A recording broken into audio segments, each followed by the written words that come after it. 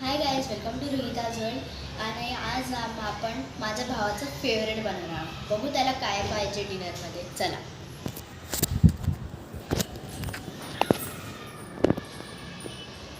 दादा दादा काय खाणार? पावभाजी. तर चला आता आपण आज पावभाजी बनवूया.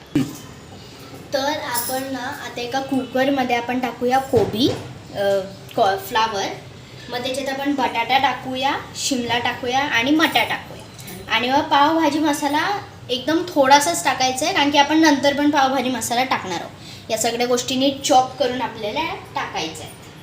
टाकायचं गरम पाणी, कांद्याने गॅस वाचतो आणि पटकन शिजतात भाज्या आणि भाज्यांना चव चांगली लागते त्याच्याने. आता ना आपण याला नीट शिजू देऊ. याला आपण 5-6 शिट्या होऊ देऊ. तर आता आपण ना त्याचा मसाला बनवणार आहोत, ज्याच्यात आपण करी लिव्स टाकणार आहोत, आलं टाकणार आहोत आणि मग आपण टाकणार आहोत लाल मिरची, लसूण. हे आपण सगळं टाकणार आहोत. आणि मग त्याच्यात आपण टाकणार आहोत कोथिंबीर. सॉरी, आता आपल्याला याच्यात कोथिंबीर नाही टाकायची. कोथिंबीर नाही टाकायची. कोथिंबीरच्या ज्या मागच्या दांड्या असतात ना त्या टाकायच्या. त्याच्याने तुम्ही एकदा ट्राय करून बघा, पावभाजीची चव डबल होईल. तर आता आपण जे वरतून आपण पावभाजीवर कांदा आणि कोथिंबीर, लिंबू घेतो ते सगळं येथे आहे. काय वाटतं तुम्हाला?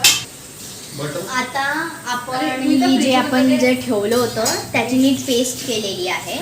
इथे कुकरमध्ये आपण 5-6 शिट्या झालेल्या आहे. आणि आता आपल्याला बनवायचा आहे तडका. त्याच्यात आपण सगळ्यात पहिले टाकू तेल.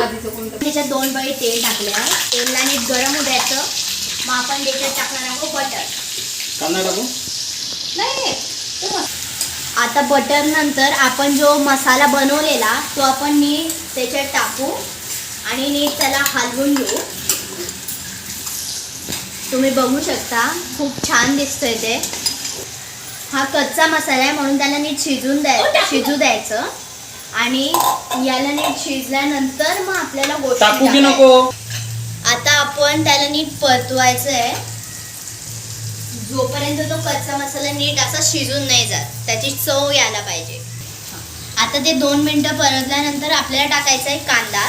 त्याला पण नीट हलवून घ्यायचं आहे. त्यात थोडीशी कोथिंबीर पण टाकायची आहे, म्हणजे त्या मसाल्याला चांगली चव लागते. थोडी फोडणी टाकायची आणि बाकीची वरतून टाकायची. लगेच चवीमध्ये तुम्हाला आता आपण याच्यात टाकणार आहोत टोमॅटो. टाकला आहे टोमॅटो. त्याला नीट आपण त्या कांदा, कोथिंबीर, ती पेस्ट त्याच्यासोबत पण त्याला नीट मिक्स करून घेऊया. तुम्ही बघू शकता. आता आपण टाकूया यात तिखट. 2 चमचे तिखट टाकते मी. नंतर धणे जिरे पावडर ही पण 1.5 चमचा टाकते.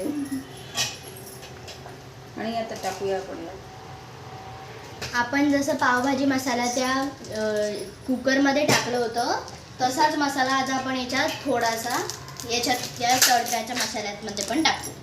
यात टाकते आता मी पावभाजी चमचा. बघा एवढा चमचा आहे माझा खोल असा, तो मी साधारण 2 चमचे टाकते. नंतर चवी बघून मग आपण परत त्याच्यात ॲड करू शकतो. आपल्याला वाटलं थोडं की ते फिकं वाटतंय तर मग वरतून परत ॲड करायचं थोडंसं. पण जास्त स्पायसी झालं तर मग ते खाल्लं जात नाही ना. ज्याला स्पायसी आवडत असेल, जे स्पायसी खात असेल त्यांनी अजून 1-1 चमचा तिखट ॲड जरी केलं तरी चालणार आहे. आपलं ते शेवटी तिखट आणि ते आपल्या चवीनुसार असतं.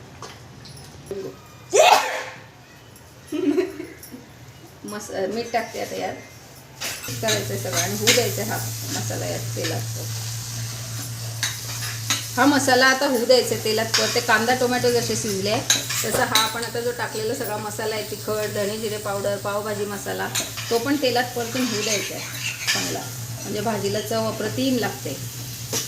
आता आपण जे कुकरमध्ये आपण ते मटार, बटाटा आणि जे सगळं जे टाकलं होतं ना त्याला पावभाजी स्मॅशरनी नीट स्मॅश करायचं आहे.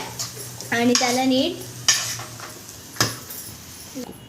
आता आपण ते जे स्मॅश केलं होतं ते आपण त्याच्यामध्ये आपण टाकणार आहोत तडका जो आपण बनवलेला होता. आणि तुम्ही बघू शकता किती मस्त आणि झणझणीत दिसतंय ते. आणि दुसऱ्या साईडला तुम्ही बघू शकता आपण पाव केलेले त्यांच्यावर नीट बटर लावून आपण त्यांना दोघं साईडने नीट शेकून घेऊया. आणि आता ते मिक्स केल्यानंतर किती मस्त दिसतंय ते. त्यात आता पाणी टाकायचं आहे, तो नीट मिक्स करून तडका सगळा.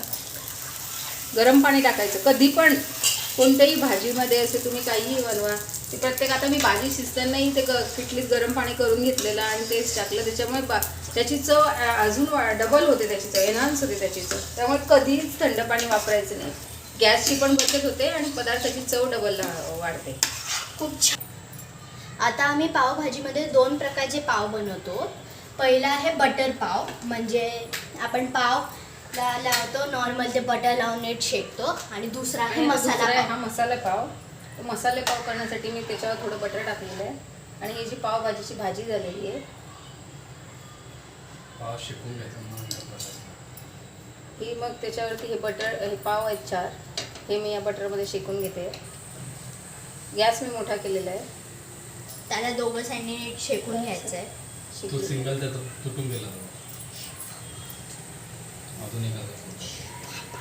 तो हा एक आपला रेडी झाला आहे बटर पाव. आणि आता दुसरा होतो आपला मसाले पाव. हा बटर पाव मी आता काढून घेते. मसाले पाव साठी ही पावभाजीची जी भाजी झालेली आहे ती आपण आता या तव्यावर टाकत. आता पाव ब्रेडच्या मध्ये ती भाजी आता आपण स्प्रेड करतोय मसाले पाव बनवायला. तुम्ही बघू शकता तुम्ही. किती मस्त फिश झाले आणि खूप मस्त दिसतंय आणि चवीला तर अप्रतिम लागते. हे चविष्ट. अशी टाकून घ्यायची भाजी आणि त्यावर ते बंद करून घ्यायचं. थांबा. तुम्ही बघू शकता भाजी पण एकदम मस्त दिसते. अच्छा, हे पूर्ण बंद करून घ्यायचं आणि मग उलट करायचं. ते एकदा असे प्रेस करून घ्यायचं. हा माझा न्यू स्पॅच्युला. उलट करून घ्यायचं ते आणि हे दाबायचं. ज्याला कडक पाव असा आवडत असेल कुरुम कुरुम सारखा, त्याने तर असे जास्त मंद गॅसवर असेल जास्त वेळ शिकायचं, म्हणजे तो असा कडक होतो पाव चांगला आणि मग खायला अजून मजा येते. हा झाला आपला मसाले पाव रेडी. एक मसाले पाव आणि एक बटर पाव, असे 2 प्रकारचे पाव. आणि ही जर टाकली जाते फायनल फिनिशिंगसाठी कोथिंबीर. तुम्ही बघू शकता एकदम झणझणीत दिसते भाजी. आणि हा झाला आपला मसाले पाव रेडी. आता आम्ही ताट सजवून तुम्हाला दाखवतो तर की ते कसा दिसतं. तुम्ही बघू शकता मस्त दिसतंय. ही आमची पावभाजीची भाजी आहे, हा मसाला पाव आहे आणि हा बटर पाव आहे. आता मी तुम्हाला खाऊन दाखवते की ते कसं लागतं.